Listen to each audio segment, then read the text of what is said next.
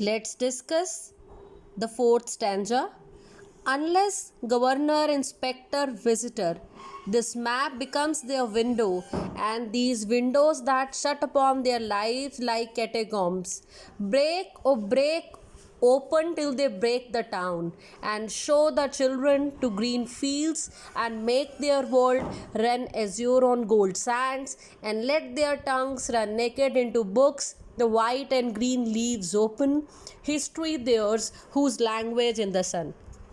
So, dear students, finally, in the last stanza, the poet reveals the appalling truth that there can be no change. There can be no change for the better unless a governor, a school inspector, or an educationist or a visitor comes to the school. Actually, the map in this classroom is the only medium for these children to view the world outside their slums. Otherwise, their life is confined to the slums only. The windows of their classroom shut them and confine them to their world of poverty and helplessness. And poet wants us, he wants the civilized world to bridge the gap between them and the world of these children, and they should offer children a glimpse of a better world so that the map become their window to the beautiful and charming world outside which they are deprived of.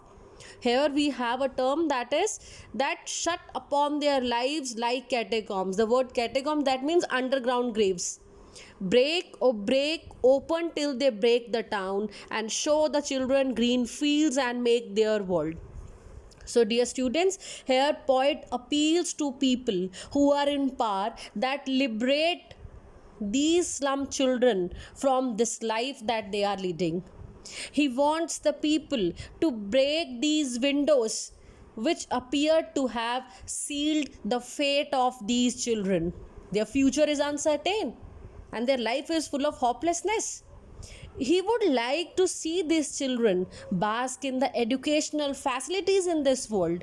Actually, he wants them to be educated, to be civilized, and run carefree on the golden sands and enjoy a new lease of life and freedom. The poet earnestly desires that each and every child should be able to enjoy the fundamental right to freedom, and they should have access to all kinds of book, new as well as old. They should also be able to learn from nature around them.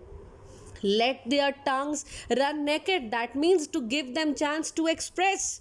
Next we have the white and green leaves open. So, dear students, here the poet desires that these children, they should be allowed to have quality education, and they should be able to enjoy the beautiful aspect of nature also.